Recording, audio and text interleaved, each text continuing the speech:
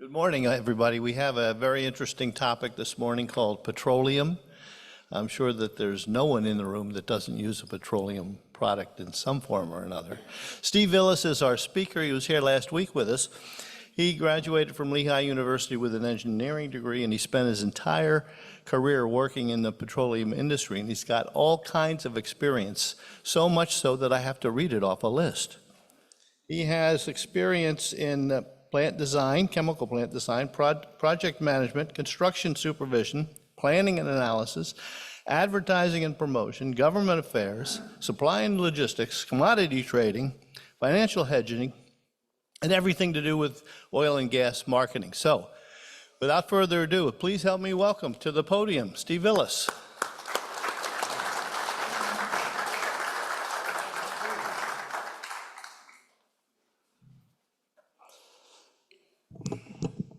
Good morning, everyone. Thank you for having me here.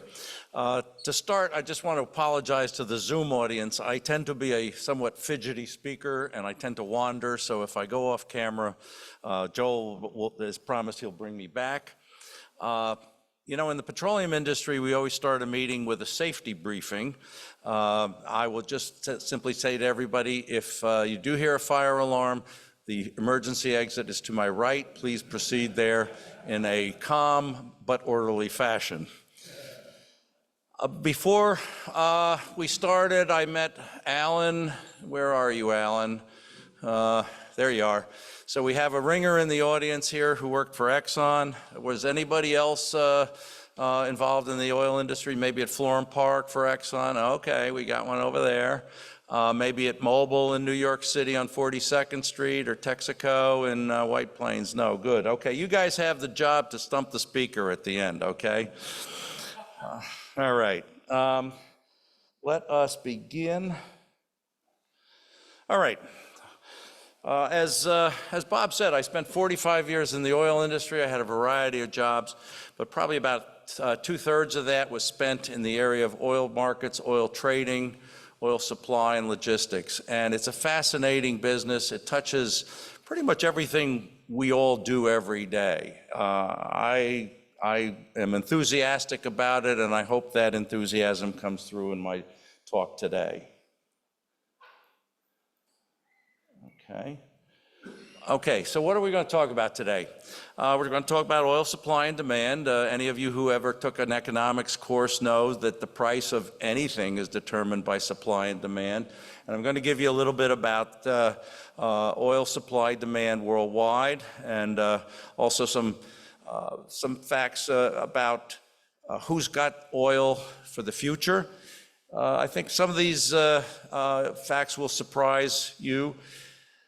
Pricing, as I said, is determined by supply and demand, and there is an enormous amount of activity in the markets worldwide at all times. We'll talk about trading and how it occurs, how oil is priced in their contracts. We're going to talk a little bit about the influence of OPEC and politics on the price of oil. And of course, nothing would be complete without an actual live discussion of how this stuff works. So toward the end, I'm going to bring up a case study. I will try to hide the names of the individuals and the companies involved kind of thinly, as it's normally done in a Harvard or Wharton case study. But I hope you enjoy that. And then, of course, we'll have time for Q&A. Okay, what is crude oil? A lot of people think crude oil is, you know, dead dinosaurs that kind of rotted in the ground for about a few tens of millions of years. It really isn't. It's decayed, any kind of decayed plant matter, any kind of hydrocarbon that falls to the earth. And over the centuries and millennia, really, as the Earth's geography has shifted, this hydrocarbon becomes compressed, it ages. If you have compost in your backyard, think what that compost will look like under a few million pounds of pressure and after a few million years. Basically, you get oil and gas. That oil and gas is anywhere from hundreds to thousands of feet underground. and sometimes it's underwater as well. What we're going to talk about today is crude oil. This is the material that you hear produced. You hear about it politically being sanctioned. We're not going to talk about petroleum products. These are the products that you all would be consuming, gasoline, heating oil, diesel. The markets for those commodities actually trades related to but independently from crude oil. They each have a market, and we will only touch on that maybe in the Q&A session later and at the margins. There are also other commodities in the energy business that are traded. Natural gas certainly is probably the biggest one, and electricity as well. And again, we're going to skip those areas possibly for another day. Before I go to the next slide, I want to ask the group here for a show of hands. Who thinks oil is really a commodity? Just quick show of hands. Okay, we got, I would say most of you, good. What I'm hopefully going to show you through the course of this discussion is, while it certainly behaves in most respects like a commodity, there are some characteristics of the oil trade that distinguish it from a pure commodity like, say, gold, for instance.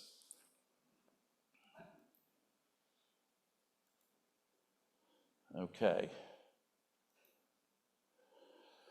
So, supply and demand. The scope of this commodity, this product, crude oil, is about 100 million barrels a day. Now, a barrel of oil is not those drums you see at the auto repair place.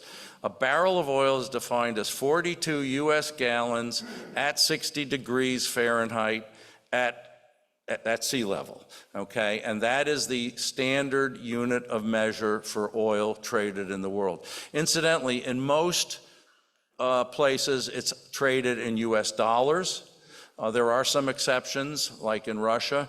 There are some exceptions to the volume measurement I just gave you. For instance, in Canada, it's traded in cubic meters. In Russia, it's actually traded by weight rather than by volume. But most of the trade, most of the discussion you'll see on the financial pages is dollars, US dollars per standard barrel. Who are the major producers? This probably won't surprise you. Saudi Arabia is up there, the US is up there, Russia's up there. US has now become the largest producer of oil in the world. And this is what happens when you allow markets and technology to work. Let me repeat that. This is what happens when you let markets and technology to work. None of this stuff was created in the last 50 years. It's all been down there for millions and millions of years. But with the advances of technology, specifically horizontal drilling, with the advances in technology and hydrofracking, and with increases in price from the $20 to $60 level, you have a tremendous motivation for the business world to get out there and get some more oil out of the ground. And the US, from a number, say, of around 6 to 7 million barrels a day, now produces 13 million barrels a day. Saudi Arabia, just to put it in perspective, is about 10. Russia's a little bit under that, and probably could go higher, but for sanctions. The major consumers, no surprise there, it's where the people are. Excuse me. It's the USA is by far the biggest consumer. It consumes about 20% of the oil produced in the world is consumed right here in this country. The European Union and Britain, second biggest consumption area. China obviously has the biggest, China and India obviously is the two biggest population centers in the world, as you would expect, are large consumers of petroleum. And it is growing quickly, whereas consumption in say, Europe and Great Britain would be somewhat flat to maybe rising 1% or declining 1%, similar in the US. In countries like China and India, where more of the population is coming into prosperity, into the middle class, they're trading their bicycles for cars, demand is increasing by numbers like 4 or 5%.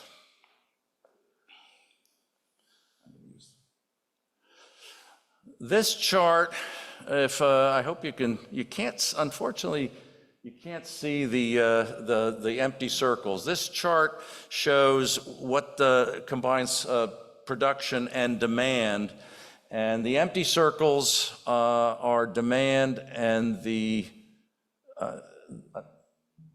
empty circles are production, and the filled-in circles are demand. So as you can see, if you look at the United States, and I hope you can see that, let me put that's right here. So the circle for demand is bigger than the circle for production. You'll hear people say we're self-sufficient in crude oil these days, and we really aren't self-sufficient as just the United States of America. If you look just north of us to Canada, you will see that the supply circle is bigger than the demand circle. Canada really has no place to send its oil other than the United States. There is a little bit of an export route out to the Pacific, but essentially all of the Canadian production goes to their own demand as well as into the United States market through the north central parts of our country.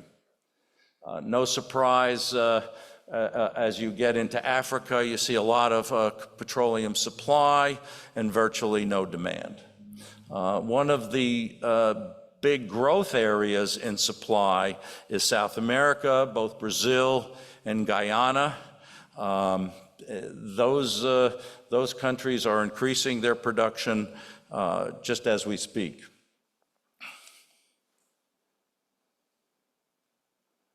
This might surprise you. This is a different way of looking at crude oil. This is where the oil in the ground is right now. And we have the countries are graphically shown by their oil reserves. It might surprise you to know that the country with the greatest oil reserves in the world is Venezuela. It's not Saudi Arabia. It's not the United States. It's not Iran. It's not Iraq. It's Venezuela. Venezuela, if we go back a slide, is seeing very, very small production. In fact, they're not, in many ways, unable to even handle some of their own petroleum product demand because of difficulty with their own refining capacity. At one time, Venezuela was intending to be as big a producer as Saudi Arabia. They certainly have the reserves. The quality of the oil is a little bit lower than, say, a world standard, but there's plenty of it, and there's plenty of capacity to refine it. But then a funny thing happened. A guy named Hugo Chavez got elected, and next thing you know, the country's production just basically heads south. Add to that the impact of economic sanctions, which we'll talk about a little bit more later, and the exodus of their trained personnel from the state oil company, and they really do struggle just to keep the lights on down there. Maybe some surprises as you look toward the middle of the chart there. You'll see that there's just not a whole lot of oil left in Europe, in the North Sea. At one time, it was a very prolific area for production and exploration. We're at the tail end of the story there. Norway still has a decent amount of reserves. It's all offshore, by the way. But the UK sector, the Danish sector have really diminished.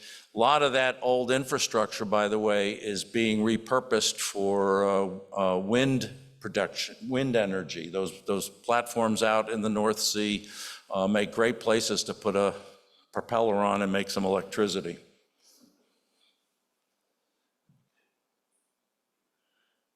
So who did I deal with when I came to work every day? These are the participants in the industry. You have the national oil companies. Some of those names you might recognize, some you might not. Aramco, of course, is Saudi Arabia. That used to be the four big oil companies, Exxon, Mobil, Texaco, and Chevron. That's now a state oil company. They have gone public on the Saudi stock exchange. They throw off an incredible amount of cash, but of course, people wonder about just how much control the Saudi government has over their operations. Petrobras is Brazil, Equinor is Norway, Pemex, Mexico, PDVSA, that's Petroleum de Venezuela. Libya didn't come up with a name for their oil company, they just call it the National Oil Company. Sonatrach is Algeria, Pertamina, Indonesia, Senegal is Angola. You all know about the oil companies, of course. I'm focused here in this presentation on upstream activities, crude oil. You would know them through their gas stations. There are a lot of companies you may not have heard of that are in this business, like Occidental. ConocoPhillips is interesting because they do have a station right here in Summit, but that's actually not the company that produces the oil. ConocoPhillips has split off from it. Phillips 66 is what's called the downstream company, which is just refining and marketing. By the way, they're the ones that own the former Exxon refinery that's in Linden. Who else is in this business? You see a lot of traders are in this business, and some names you might know, some names that are new to you. Traders like Vitol and Glencore, these are two Swiss-based companies, and they obviously operate out of Switzerland because of tax and legal reasons. These companies trade anywhere from 4 to 5 million barrels a day. So 4 to 5% of the world's supply goes through their hands each and every day. Goldman Sachs and Morgan Stanley are probably two of the investment banks who are the most successful and longest in this industry. I know Goldman Sachs's J. Aron subsidiary has been around for over 100 years. They've been in the oil trading business since the 1980s. The governments obviously get involved in the oil markets. The IEA, the International Energy Administration, which is based in Paris, and of course our own Department of Energy. Every large consuming country and producing country has a government authority. We have, as I say, the Department of Energy that is involved in some way or another in the oil markets, at least watching after it. Ours came into existence after the oil shocks of the 1970s. Depending upon the politics of the administration at the time, our Department of Energy will either be more or less active in the energy markets. And we'll talk a little bit about how they take that activity in a little bit. Okay, I'm going to move from supply and demand into how is oil priced, okay? If you have a Bloomberg terminal, if you have, Fox Business News on the TV, you're going to see, if you have the Wall Street Journal, you're going to see a price for oil, okay? There is a price for oil. They will give you one number. Well, there are literally thousands and thousands of numbers that I could point you to. The price of oil is generally referring to one of two grades of crude oil.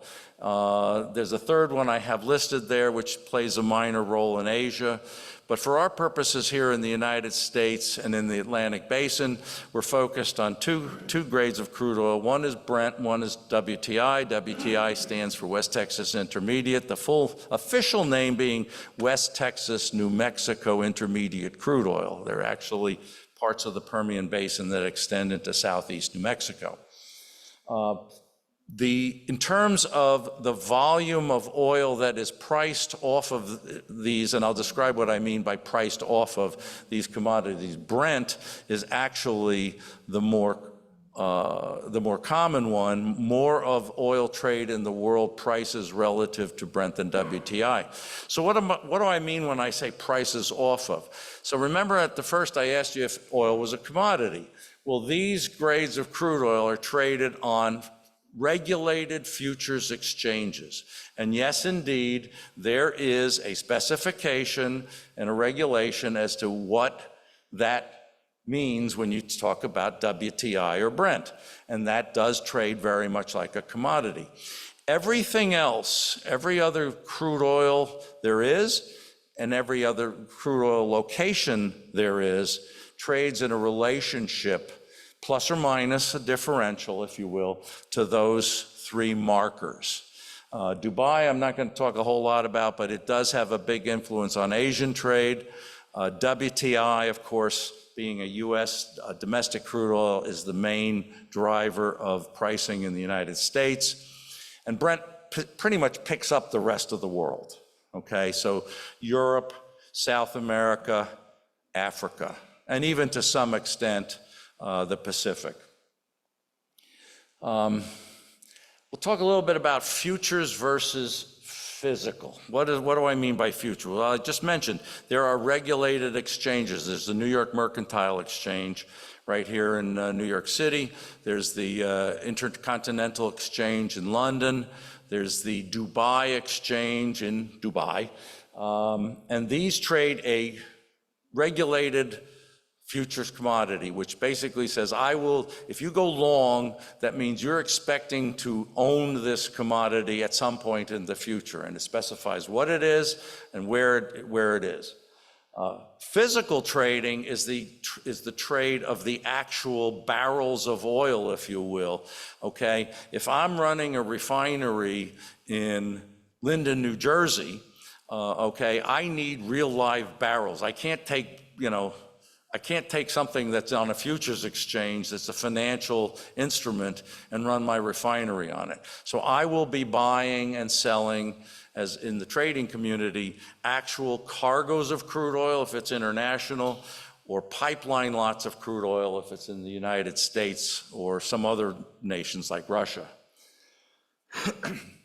Spot versus term, what that means is I can have a one-off deal with Bob and say, I'm going to sell you one cargo of Brent crude oil, and it's going to load on the 4th of July, and it's at Sullomvo, which is in the Shetland Islands in Scotland, and I expect him to come fetch it with his ship, and that's a spot deal. Or and time. Time is the third independent variable. Think of a three-dimensional space, and prices are sort of a shape that floats around in that space over time.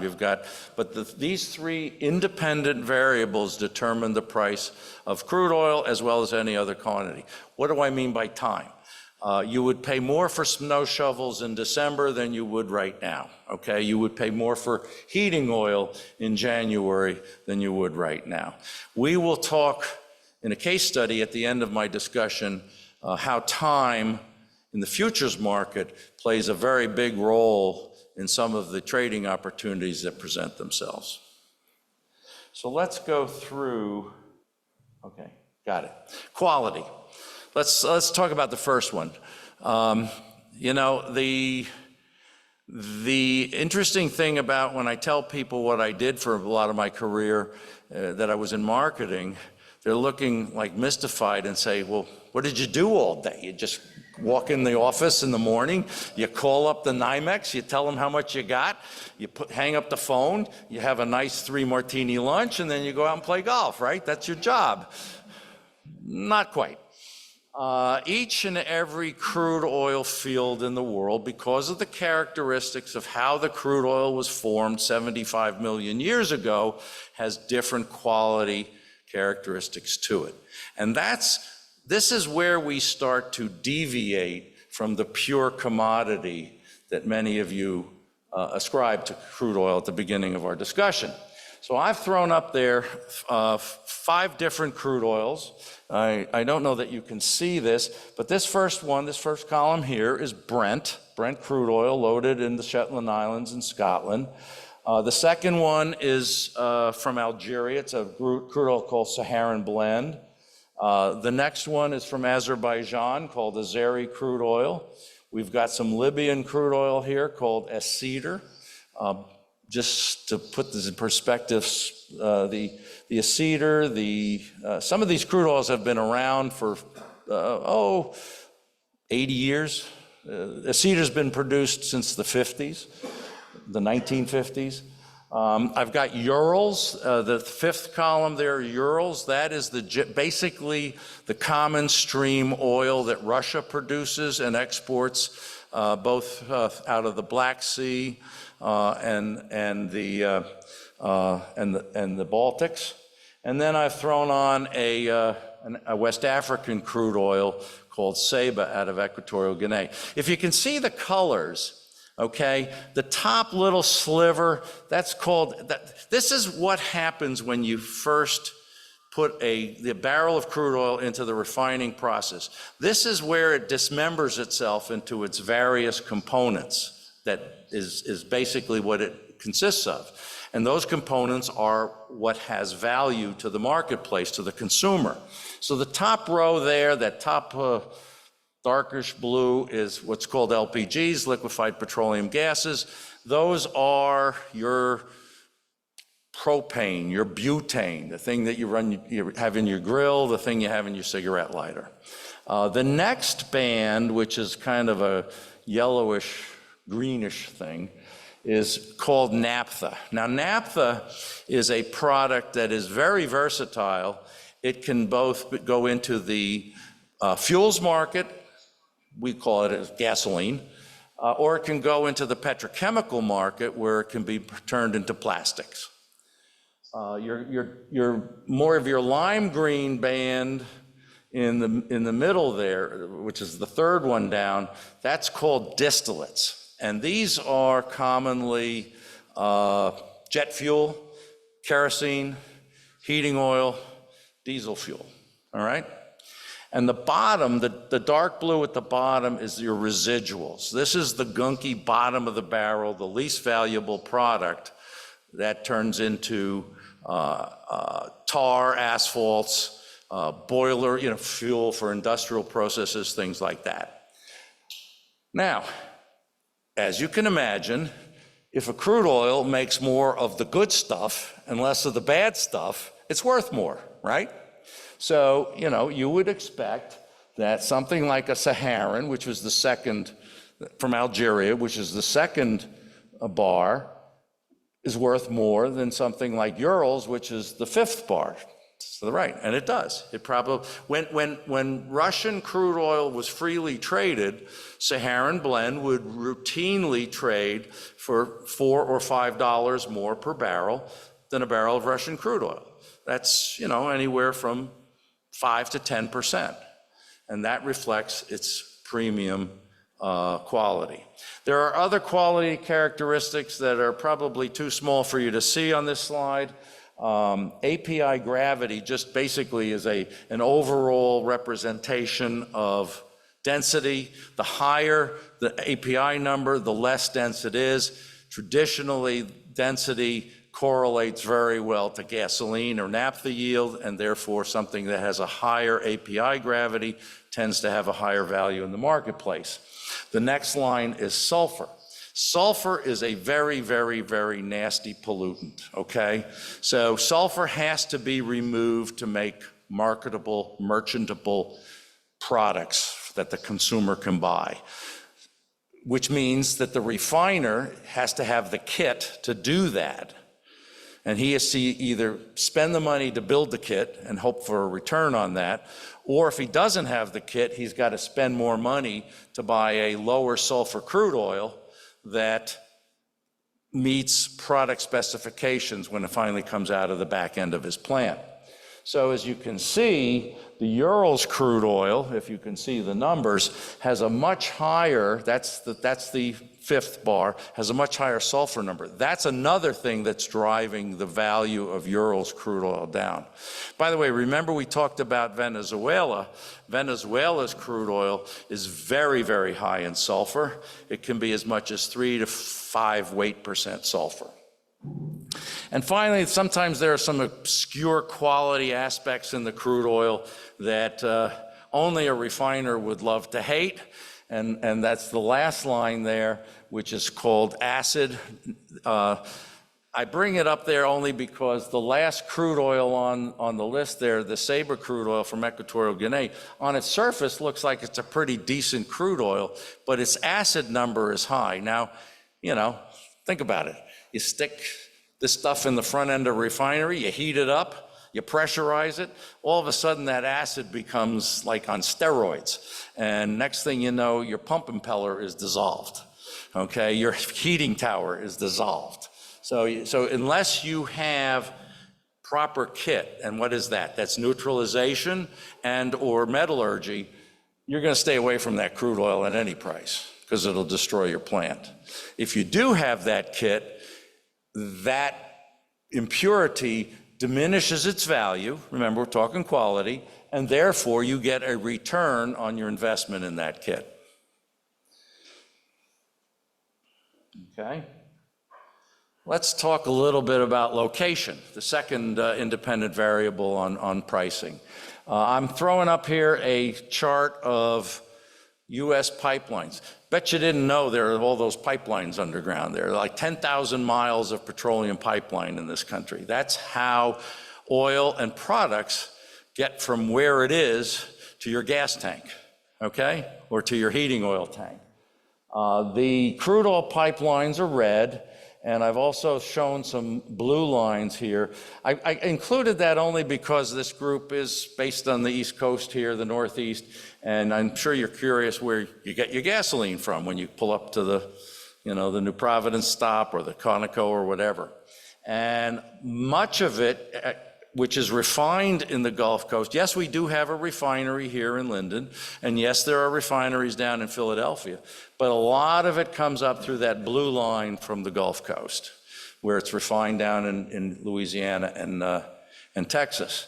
As you can see, a lot of red, which is a lot of pipeline capacity, is coming from western Texas and southeast New Mexico, and it either moves down to the Gulf Coast or it moves up towards Chicago, all right? I'm sure you can see that. And again, your population in Chicago, in Detroit, in St. Louis, in Minneapolis, they drive cars. How do they get their gasoline? Well, there are refineries in Chicago and Detroit and Minneapolis and St. Louis, okay? And those refineries get their crude oil through this pipeline network. A lot of investment in moving from West Texas down to the Gulf Coast, primarily to the Houston area and the Corpus Christi area for exports. A lot of US crude oil is being exported. Now, people ask me all the time, wait a minute, we're exporting crude oil and we're importing crude oil. Why are we doing that? That seems pretty dumb and inefficient. Well, we export Budweiser and we import Heineken. We export Jeeps and we import BMWs. They're not the same thing. The US crude oil tends to be of a higher quality than many foreign grades of crude oil. The kit, the refining capacity on the Gulf Coast was designed, a lot of it, to run Middle Eastern crude oil, which tends to be a lower quality. So they would be giving away their capabilities if they just ran US crude oil. It actually pays to take a barrel of West Texas crude oil, ship it to the Gulf Coast, ship it off to Northwest Europe, and bring in a barrel of perhaps Saudi Arabian crude oil or Kuwait crude oil in its place. They're actually, while it may seem on the surface to be inefficient, all that I talked earlier about quality offsets that locational disadvantage. But again, remember, you're free shipping with Amazon Prime. You know, in the pricing of crude oil, you can basically say, if you're going to deliver it to my place, to my refinery, to my house, I'm going to pay you more than if I have to go fetch it at your production facility. So that enters into the negotiation of your crude oil transaction, you know, the difference in location. And as I said, the third independent variable, time, we're going to get to in the case study. But now that I've talked about that, so let's think about WTI and Brent right now, okay, to the two main commodities that are internationally traded. One's in Northwest Europe, One's and it's really in the mid-continent, but let's say it's gotten to the Gulf Coast. Who would think about it for a second, which should be worth more, the Brent or the WTI? Okay? The answer to the question might surprise you. The Brent is worth more than the WTI. Why? Because the market has to absorb the incremental freight of getting the WTI to Europe. Interestingly, for most of my career, when the U.S. was importing that quality of crude oil, Brent traded anywhere from $1.50 to $2 a barrel under WTI consistently for years. I would be asked for the business plan, okay, what should we put in for the price of Brent versus WTI? $1.50. You know, is the answer to every question, $1.50, okay? That's why I spent so much money on my college education, $1.50. All right. I thought you might be interested in a little bit of a primer on oil tankers. There are different size tankers. And again, this is part of the location equation. I've listed them all from the handy size. You have right here something called a Panamax. And yes, the smarter people in the room have already figured out that's the biggest ship that fits through the Panama Canal. You have right here a Suezmax. Yeah, Suez Canal. And then you get into the real heavy hitters in this business, the VLCCs, ULCCs, not very creative naming, very large and ultra-large crude carrier. The VLCC will handle, so this is a ship of about 275,000 tons, okay? 275,000 tons. That can handle up to 2 million barrels of crude oil, 84 million gallons of crude oil, all right? So what does all this location differential stuff mean? To get a barrel of crude oil from Saudi Arabia to Houston or to Rotterdam on one of these big ships, because of their massive size, they're so efficient that it probably costs you about $3 or $4 a barrel, okay? To get a barrel of crude oil in West Texas from the production field in a truck to the pipeline location probably costs you $2 or $3 a barrel to go less than 100 miles. And you're going, what, 10,000, 8,000 miles in the ship around the tip of South Africa. That location differential is reflected in the trading of the oil. All right. Let's move on. The influence of OPEC, politics, governments on price. This should be about as obvious as anything I'm going to say today.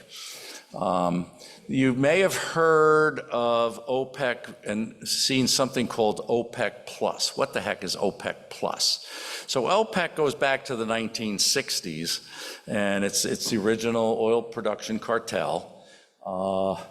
And the members of OPEC came to realize that there was one large producer, well, there were two large producers that were not included in their little cartel. One was the United States, which obviously was never going to join the cartel, and the other was Russia. So OPEC did not change their standards, did not change their membership, but they created this new organization that's called OPEC Plus. And it significantly includes Russia, but it also includes some other members who have never been part of OPEC, like Kazakhstan. So what are over the years, how has OPEC tried to manage price? You know, they took the pricing prerogative away from the big oil companies pretty much in the 1970s, and you'll see that in a chart I have coming up. They originally sold their oil at fixed price. They said, you want a barrel of oil, you can have all you want at $13 a barrel. And if you pay me, if you want it for less, you're not going to get any. And that worked kind of until the 1980s when the Alaskan field came on and a lot of the North Sea oil production came on. And then all of a sudden, OPEC had competition that was willing to sell it at the market price, whatever that is, in other words, an arm's length negotiated price. And they were seeing people saying, well, we don't need your oil at your price. And so they went to something called a netback pricing, where they said, we'll sell you the oil at whatever you make your products and sell your products for, minus a margin to run your refinery and minus freight to get it to you. And that was what almost broke OPEC apart, okay? Because there was no incentive for anybody to not buy the crude oil. The refiners were guaranteed a margin, so they just kept bringing it out. And you'll see in a chart, it really cratered the price of oil. And what ended up happening was OPEC figured this out, that they were their own worst enemy, and they went to production quotas. And that's the way they attempt to manage the oil markets today. Rather than saying, here's our price, come and get it, they say, they divvy up what they think their share of the world supply should be. They divvy it up among the members and say, here's your quota. This is how much you are allowed to sell. How well does that work? Pretty much okay for the countries that are already at their capacity. But two players who are kind of flouting the rules, which are Kazakhstan, which is not a member of OPEC, but is of OPEC Plus, and Iraq, which is a member of the original OPEC, are exceeding their quotas. They're basically saying, hey, this is great. You know, Saudi Arabia is cutting back less than they can produce. The United Arab Emirates is cutting back. We could push a little more out and get, a little more revenues, right? Well, guess what happens? Supply goes up, price goes down, Saudis get ticked off.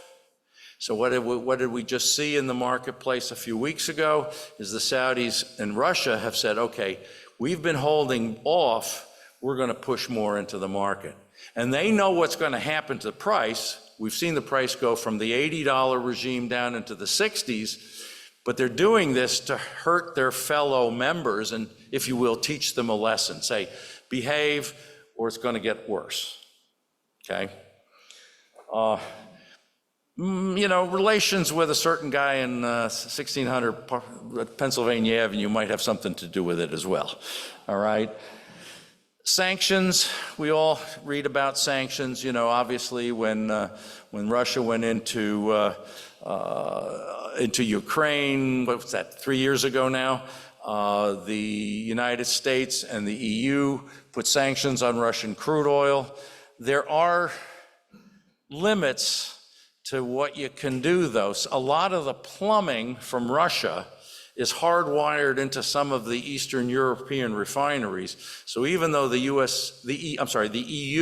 is sanctioning Russian oil, there is still a fair amount of Russian oil going to some of the Eastern European refineries, like in Romania and Poland. Conflicts. Gee, what's going on this weekend, okay? I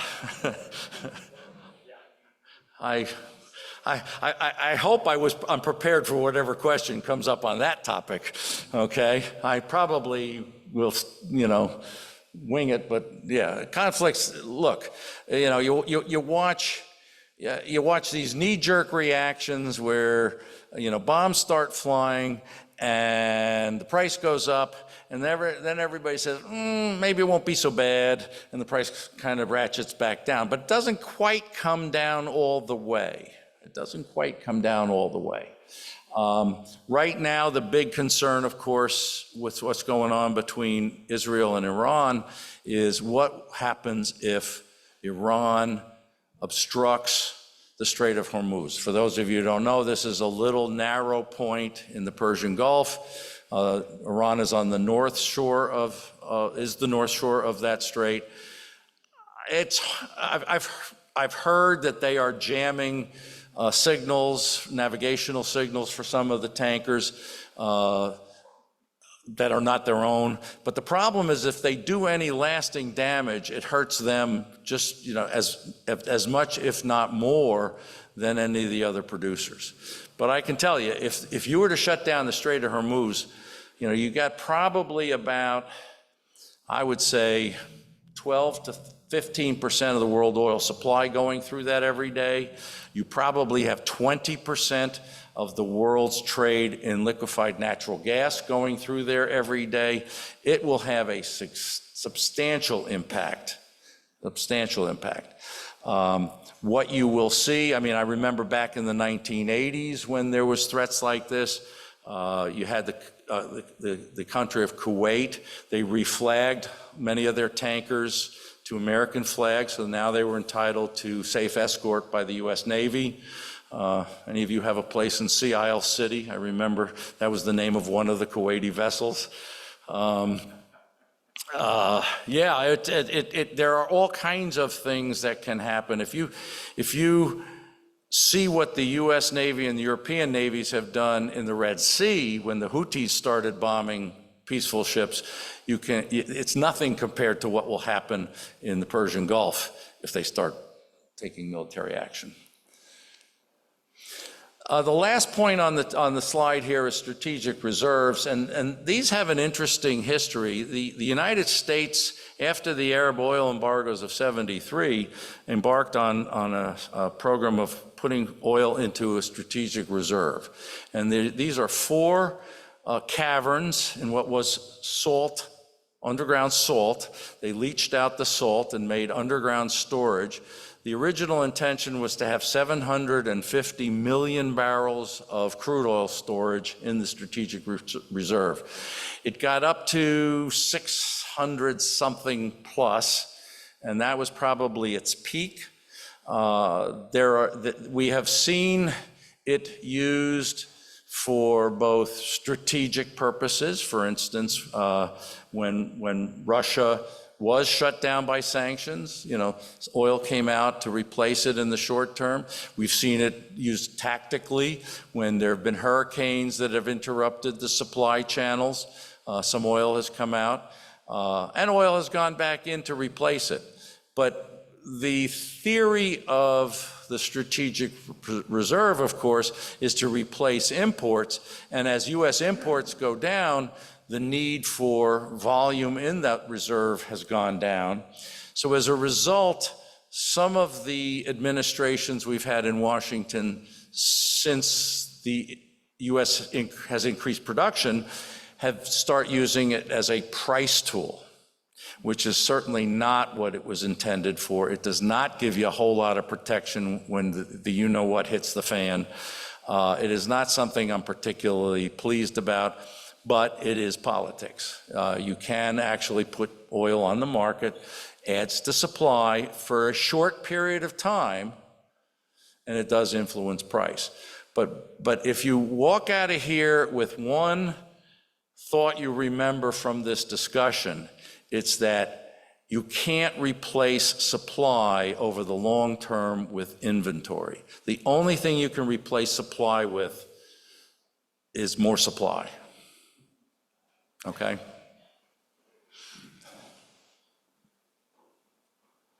Thought you might be interested to see a price graph, a discussion on price. It's nice to see a price graph.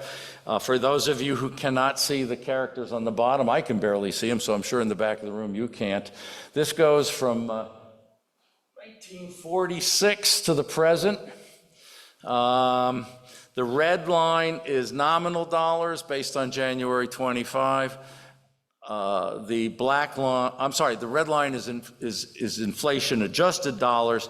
The black line is nominal dollars. That's what the price actually was in the dollars of the day. The red line shows the impact of inflation. You can see a couple peaks in there. The first bump, here we go. I'll do it on here. You can see the effect of the Arab oil embargo of 1973. You can see the impact of the overthrow of the Shah in 1979. And then all this additional supply from the North Sea and Alaska drove the price down. Then we come into a lot of global growth leading up to the financial crisis of 2008. Boom, come on back down. Finally, this low point here, that's your pandemic.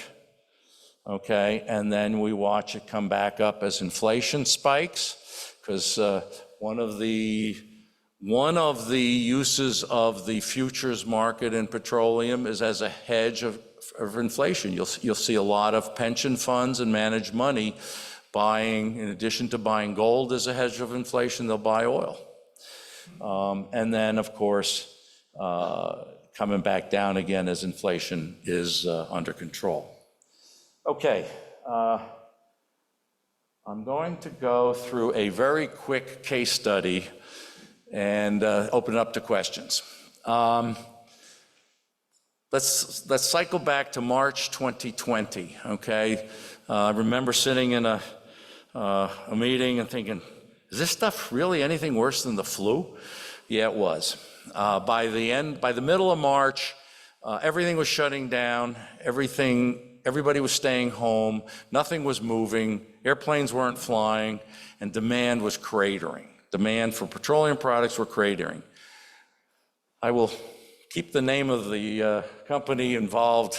We'll call it the Great American Oil Company, okay? So the Great American Oil Company has oil in North Dakota, calling up the customers saying, will you buy my oil? And they say, not only don't we want to buy your oil, we're selling the oil you already sold us, because we have no place to put the oil and we have no place to put our products.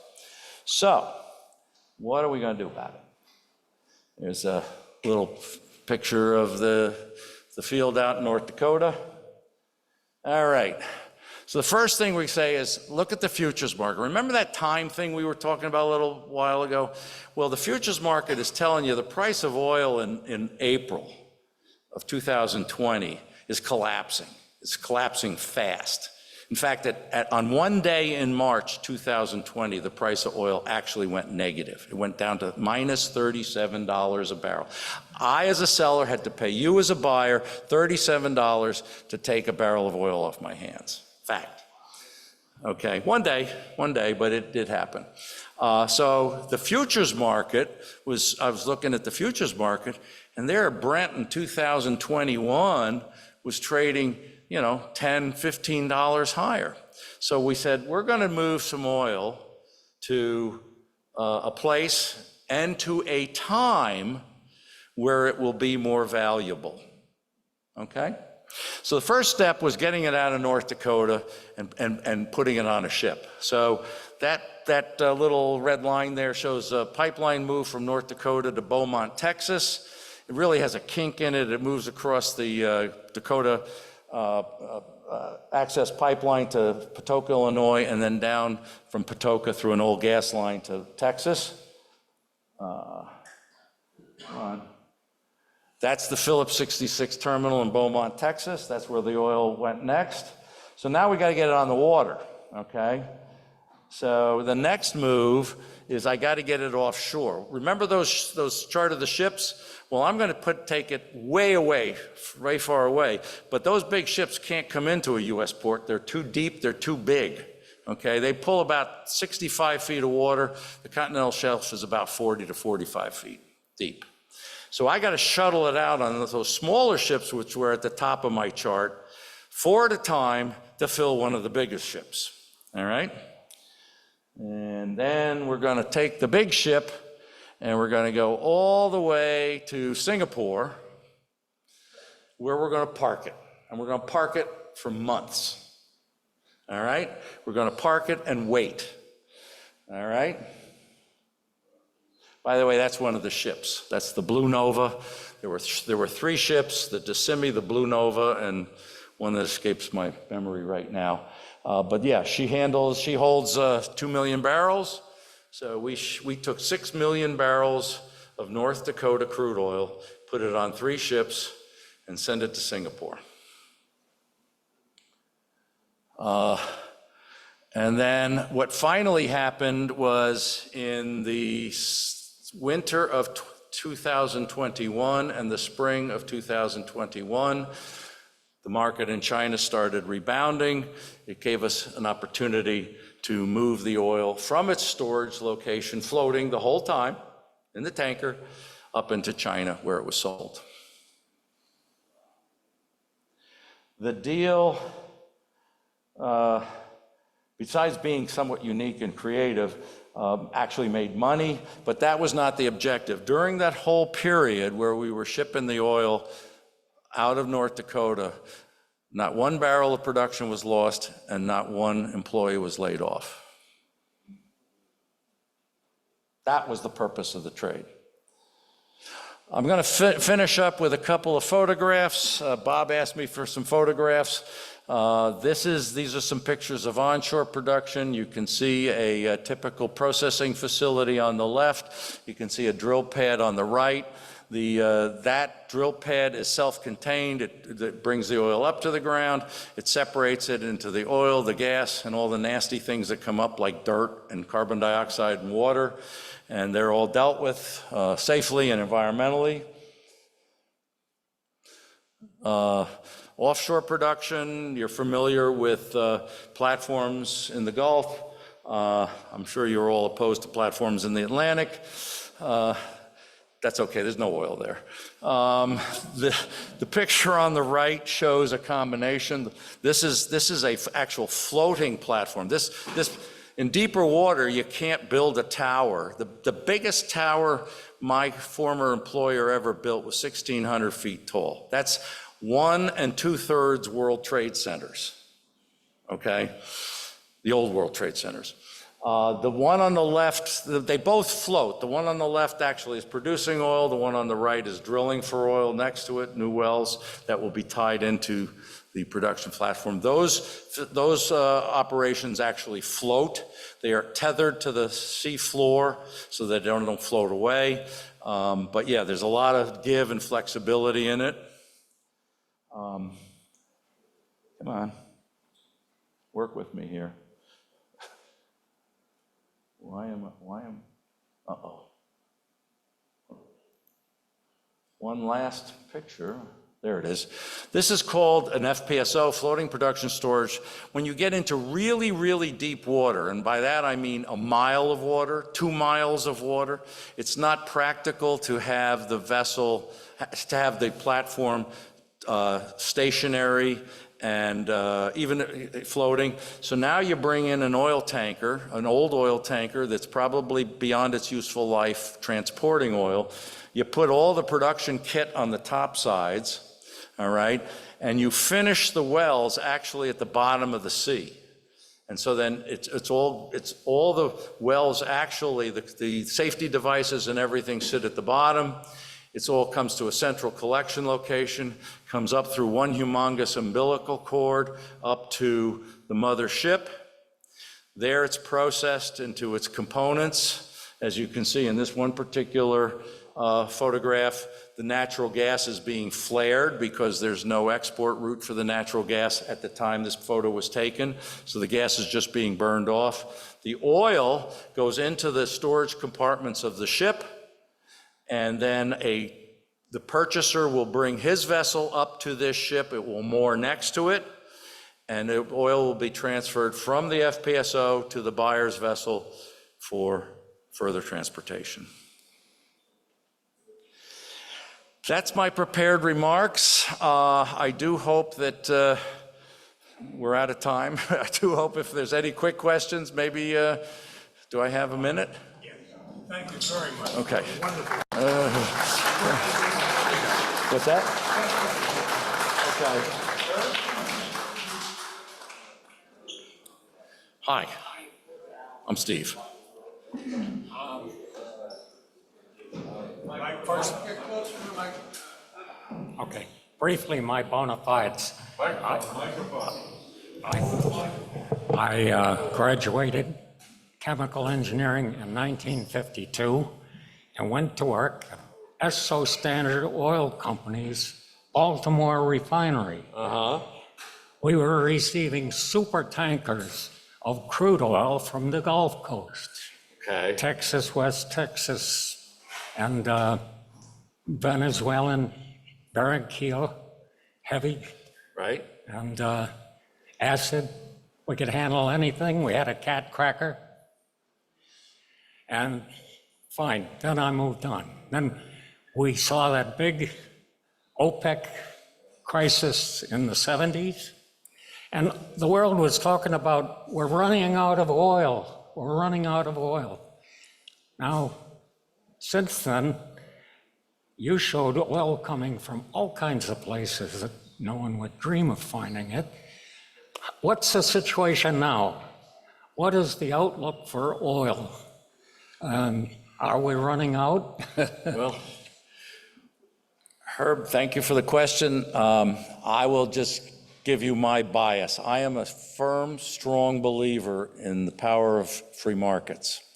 And as long as you allow the markets to operate, we will never, I will repeat that, never run out of oil. Wow. Okay, the coal age did not end because we ran out of coal. The oil age will end when a different technology replaces oil. But that's still far off. Most of the projections I see suggest that oil supply and demand will continue to increase probably at least for another 5 to 10 years. And where will it come from? Watch this space. Okay, thanks. That's very interesting. Hello, hi, John. Nice to meet you. Steve, a great show. I never knew it went through so many things to go get to us. But my question is at the end. I heard you have all these different gas companies, Phillips and Standard, et cetera, but the truth of the matter is, because I had a friend at a dumping station that just took any kind of oil, all that's really important is the octane. It has to be the same octane. Is that true, or is there a difference in the different gases? Thank you for the question. The answer is yes and no, of course. The regular gasoline, remember the slide I showed you with the petroleum pipelines? A lot of product has to come up through that pipeline. It's called Colonial Pipeline. And that pipeline has a standard specification for the products that it carries. So everybody that ships into that space has to meet that product specification. Okay, so regular gasoline at pretty much 87 octane gasoline at pretty much any station on the East Coast is going to be about the same. Where you're going to see differences is in the higher grades, the premiums, because there that gives the refiner the ability to add additives that not only boost the octane, which allows the engine to compress higher before the spark ignites it. Okay, that's why you want a higher octane. You don't want pre-ignition, okay, in your cylinder. And to the extent you have a higher octane, you can compress the gasoline air mixture more, and you get more power out of it, okay? That's where you're gonna see differences. The only differences you're gonna see amongst the gas stations at 87 octane is what I call hygiene. The gas station dealer, who's an independent businessman, is better or worse at keeping his place clean from, from water and anything else getting into the gasoline. Does that answer your question? Sure, you're welcome. Hi. I have three questions. I was fortunate enough to be in Connecticut during the oil crisis, the OPEC crisis in the 70s, and was lucky enough to be able to switch to 2 buses instead of using my car to get to work. But I remember at that time that the Connecticut state government was going to investigate something, because they claimed that because there was so much oil in the pipelines and in the refineries, there had to be a conspiracy that was causing the shortages at the gas station and the prices to spike almost daily in changes. So was there a conspiracy? First question. Second question is, no matter how I think about it, how did the stuff that turned into oil get so far below the ground? I can't see in a million years my compost pile being 1,000 feet under the ground. and now I can't even think of the third question. So let me let me come back on the third. Okay. So, yeah, there's always been a lot of concern about conspiracies, the ships lurking offshore waiting for the price to go up. Well, heck, I just showed you a case study where I had a ship offshore waiting for the price to go up. So if you want to call that a conspiracy, yeah, I call it just prudent management of your production. The second, I've already forgot, what was this prompt? Oh, yeah. The fact of the matter is, in 70 million years, your compost pile may be 1,000 feet under the ground. The Earth has shifted over 75 million years. The oil that's sitting on these oil reserves probably was once the bed of a lake or a river. So yeah, your compost pile may be an oil reserve 70 million years ago from now. All right? Alan? I'm glad to see you. Glad to see you. Here we go. So just one brief qualification on octane. Yes, sir. Most cars do not need high test. Oh. Except DJ here, he has a BMW M5 and it's a high compression. So even when they tell you to use high test, you should check with the maintenance manager. And they told me on my car, and I asked him, and he says, no, they got all these integrated chips in there and they figure out what the engine needs. So that's to save you some money. So the stump question is, if I wanted to make a bet on the price of crude oil, whether it's higher or lower, what's your advice? May I have the mic? Sure. Yes. Yes, what? Yes, what? It will be higher and lower. The people who make money trading oil can make money in both directions. It's a matter of timing, okay? I want to make the money. Yeah, I know. Look, I mean, if you have somebody once, some stock trader once told me the market can remain irrational longer than I can remain liquid. Okay, so if you take a position of length, you buy some futures, or you buy into an asset fund, or you buy an oil company for that matter. You buy the stock of an oil company, you're going long oil. If you have a long enough time horizon, chances are you'll do okay. So the next question is, what percent of the oil reserves in the world are controlled by national oil companies? Well, that's a great question. You stumped the guy. I would just going, spitballing it off the top of my head. It's probably, it depends on how you define an oil company. For instance, in Guyana right now, okay, the oil companies in Guyana actually are in charge of producing the oil in Guyana, subject to government approval. The government oil company doesn't really have the same kind of a role as, say, an Aramco. I'm talking about Aramco. Okay. OPEC. It's probably in the neighborhood, the reserves are the production is probably in the neighborhood of 25 to 30%, but the reserves are higher than that. It's approximately 90%. Well, you're then, controlled by national oil companies. okay, so you're talking about like all the Venezuelan. All of them. Okay. So if you spent $1 for gas, what percent of that goes to those companies? No, there's a point to this. About 50%. Well, okay, so first of all, at least 25% of that dollar is taxes. Yes. Okay. Yes. Probably, I'd say 10 to 15% of that is going to the gas station operator, the trucking company, the refiner, Distribution. and the rest of it is going to the producer. Yeah. And then the last piece, which people complain about, is Does profits. that count? 10% is profits. Okay. That wasn't a question. It's all controlled by other people. DJ, good to see you. See you too.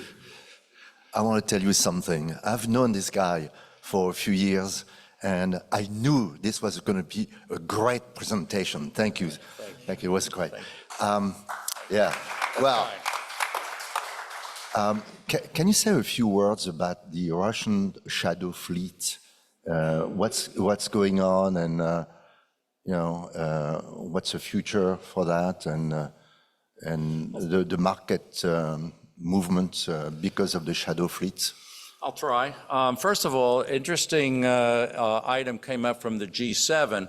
Many of you might know that the Treasury secretaries and finance ministers of a lot of countries were in this quandary about how to restrict Russia's income without shutting off Russia's access to selling its oil. So they set an arbitrary price of $60 per barrel, and that is the price at the delivery point being Primorsk up in the Baltics and Novorossiysk down in the Caspian. They're talking about now lowering that price to $45. Now, and the way the controls are supposed to work is that the Western countries not only are going to audit the transactions, but they're also going to audit the books of the shipping companies and, most importantly, the insurance companies. So to get to your question, what has Russia done? They, and the Iranians have done the same thing, by the way. They have created a fleet of ships, what you call the shadow fleet. These ships are frequently change their name. They frequently turn off their transponders so they can't keep track of them. They will go to neutral locations, say offshore Singapore, offshore Fujairah in the Gulf Coast. They will transfer to another ship, which is a legitimate ship, that will go on to its market destination. But that is correct. Because the supervision of this supposed price control is going not only through the transaction of the buyer and seller itself, but also through the shipping and the insurance companies and the banks that finance these movements. They've had to create their own fleet, and where's the Russian oil going? It's going primarily to China and India. Did that get? You're welcome. Hi. Hi. Dave. I'm Steve. Nice to meet you. Excellent presentation. You took an extensive and complicated issue and presented it in very clear and understandable terms, which is always a challenge. You made reference in your remarks to the technological advances of horizontal drilling and fracking. And, I know that has contributed in part to the resurgence of U.S. Crude oil production. But maybe it's worth just explaining for a minute how that works and why it's controversial. Certainly. First of all, how it works. Half a century ago, you drilled a well straight down, and that's all you could do. Gravity took the wellhead, the drilling bit down with the pipe behind it. As technology improved, you could basically drill horizontally. How does that happen? There's a motor in the drill head itself that actually gives a little kick as it's hitting, top dead center there, and with each rotation of the drill head, the drill bit is moving slightly out of vertical. Okay. Now, steel bends. It does. It doesn't bend much, but it bends. And so in a drill stem of a mile, you can turn something that started out horizontal and now it's going, something that started out vertical and now it's going horizontal. And remember, even though the whole drill stem is turning, with the energy being supplied primarily at the drilling rig upside at the top, there is extra force being applied on the motor. There's a whole series of things going inside that piece of pipe. There's power to the motor, obviously, but there's also a whole lot of instrumentation, which is necessary to tell the people just where the heck that drill bit is. okay? If I can just take a minute to describe how far the technology has come. If you remember the movie Deepwater Horizon, the tragedy of the BP oil blowout in the Gulf Coast on the Macondo field, okay, here's a drilling rig that was in 2 miles of water, drilling a well that was 5 miles deep, okay, 7-mile drill stem, and it blew out because of a failure of the safety device at the bottom of the well, the Christmas tree they call it. That safety device, by the way, is meant to take a shearing ram and crush a pipe of, let's say, 12-inch diameter with a wall of 1/2 inch or more of steel and crush it to seal off the well, and it failed. So oil is spewing forth from this runaway well. 11 people died in this accident. Everybody's saying, well, why don't you relieve the pressure on the well by drilling another well next to it, okay? So try to imagine pushing a piece of pipe out this door 10 meters long, roughly 30 feet, and putting another piece of pipe on it, pushing it out the door, and doing another piece and pushing it out the door. And I'm not gonna let you see where the end of the pipe is, okay? You gotta use your instrumentation that's in the end of that drill bit and you know, your wisdom and technology. And I want you to hit a telephone pole in Maplewood. Okay? That's where the technology is today, all right? What gets people all excited and agitated about fracking and horizontal drilling? You know the expression, one bad apple spoils the whole bunch?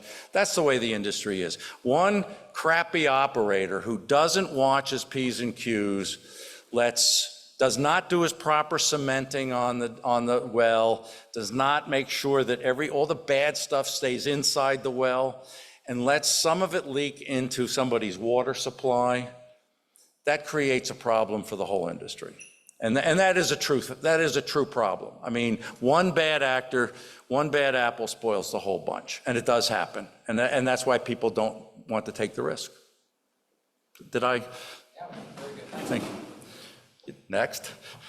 Am I doing okay on? Doing great. Okay. And we'll have one on Zoom. Yes, sir. Steve, thank you for the Hi. talk. Nice to meet you. Yes.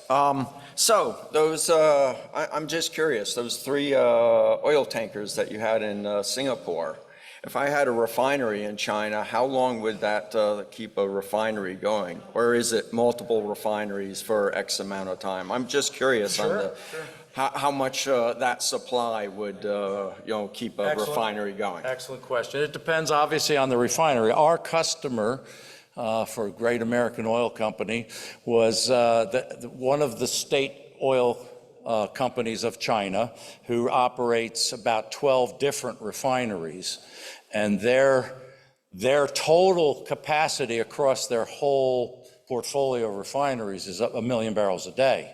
But that wasn't going to any one of those refineries. So you could say a 2 million barrel ship kept them in oil for 2 days, but that's not the way to look at it. Basically, they would probably be running it off at somewhere in the neighborhood of 50,000 to 100,000 barrels a day at most.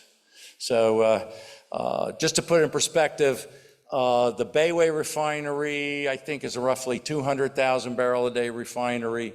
So, 2 million divided by 200, what's that?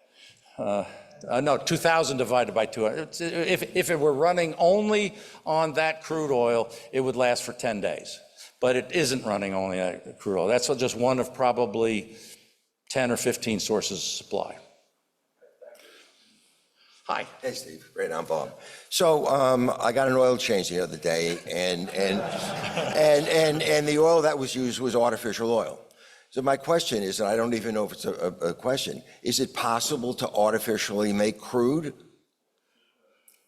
Oh, this is a good one. Because I'm going to kind of not answer your question with a different question. You know, we got a lot of people who think that we're going to be done with burning petroleum by 2035.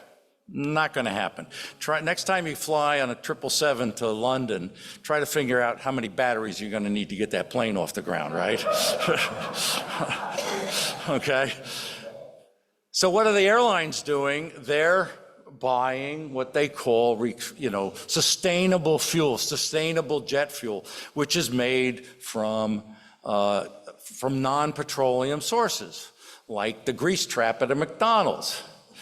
Okay, think how many hamburgers you have to eat to get that plane to London, okay? It's just a matter of scale. But to answer your question, yeah, I mean, in the end of the day, your oil, your lubricating oil, plastic, aspirin, gasoline, heating oil, it's just a bunch of carbon and hydrogen atoms. And it's just a matter of how you rearrange those carbon and hydrogen atoms to get the petroleum product you want. People have been looking forever at ways of turning natural gas, which tends to be, you saw on the tanker, the gas was being burned because there was no market for it locally. They're trying to find ways of turning that into liquid petroleum products. The Germans had a technology during World War II called Fischer-Tropsch, and that still exists. The problem is it just costs a lot of money to turn that gas into diesel fuel, okay? But in a product like motor oil, where you're looking for lubricity, you're looking for endurance and things like that, and you're willing to pay a price. I mean, think about it. The price of your oil change was a lot more than the price of your fill-up, okay? So price allows you to put the molecules together differently. Is that? So it's too expensive. It's going to be expensive, but it can be done. Oh, here comes question number 3. I remember number 3. Are they still flaring gas like you saw in that, or they finally figured out not to? So the answer to your question is yes, that ship is still flaring gas. And the reason is that is probably about 40 miles offshore the coast of Equatorial Guinea. Equatorial Guinea is a small country wedged in between Nigeria and Gabon. It's about the size, basically it's a volcanic island plus an on-land continental area about the size of Connecticut. It probably has a population of Connecticut. And so there's really no market for that gas locally. So here's the problem. People say, why are you wasting gas? I mean, why are you wasting gas? Well, somebody who looks at the big flame says, yeah, you're wasting it. Somebody who's an engineer or a businessman says, well, how do you define waste? I mean, if I'm going to take that gas and liquefy it and spend $3 per million BTUs, and then transport it for $5 per million BTUs, and then regasify it for another $1 per million BTUs. If you've been following along, we're up to about 8 or 9 per million BTUs. And what's the market price for gas? About $3. So why would you do that, okay? Now, the answer is, if you're in Northwest Europe and you've just cut off your nose from Russian gas supplies, now you're not spending $2 or $3 for that gas, you're spending $10 or $20, okay?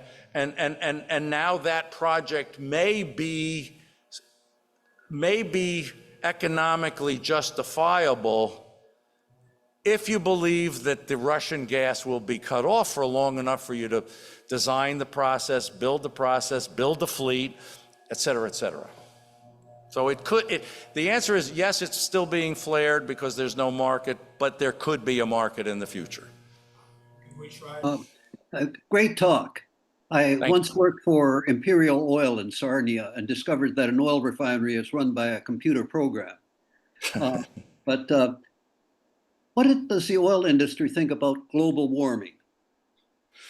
Well, Imperial, of course, is 70% owned by Exxon, Yep. as I recall, but it is independent of Exxon. First of all, as far as I can tell, the oil industry believes it exists.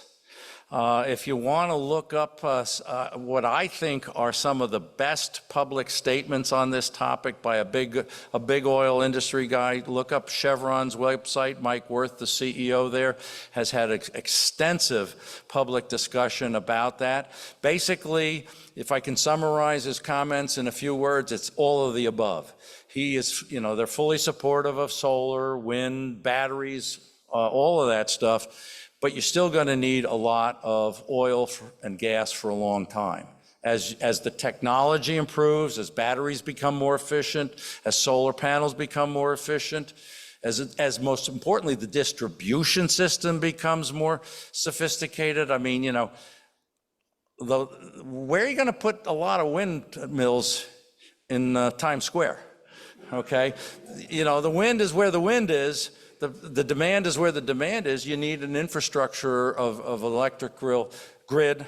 And so the point being, for quite some time, oil and gas are going to make a significant contribution to the energy mix.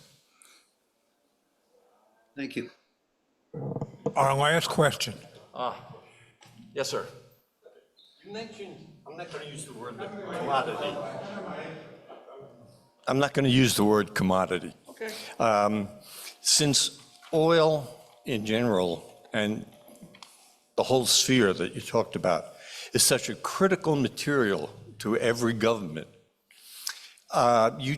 you were discussing the United States as a manufacturer or a producer of crude oil, and the fact that we actually are in a situation where we export what we extract from the earth, and we import quite a bit, and then distill it down to the products. How much does the government get involved from what I would call a self-interest or defensive position to influence the oil companies to switch their distillation processes over to the oil that they're getting out of their ground, so that in the case of war or in the case of volatility, they are independent of the other countries?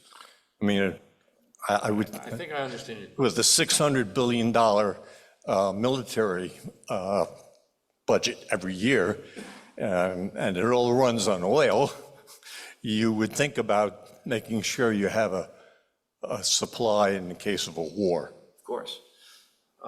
Excellent question, and I'll answer it in a couple parts. First of all, that is one of the primary drivers for the government creating the Strategic Petroleum Reserve.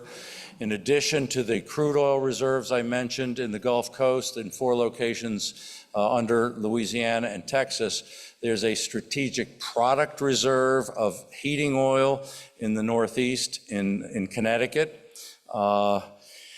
That helps in, you know, if you have a transportation interruption or refining interruption in the wintertime.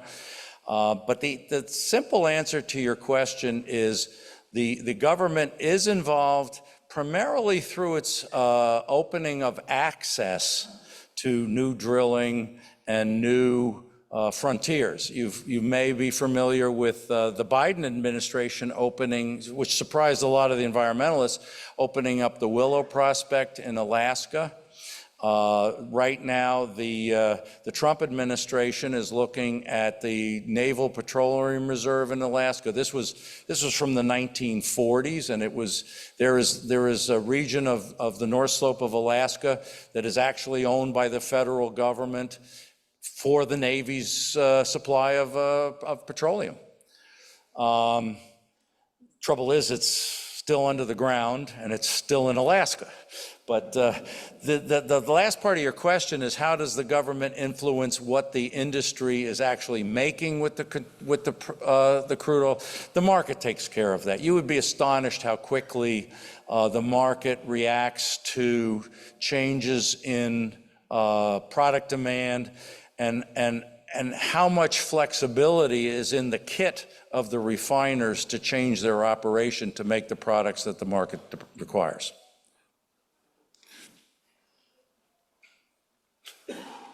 Steve, thank you very much for a tremendously informative presentation this morning, something that everybody is crucially interested in. So thank you very much. We have a certificate of appreciation to award you, and we have a second way to say thank you. If you all join me with the Old Guard salute. Thanks again. You did a great job. I really enjoyed it. Thank you all.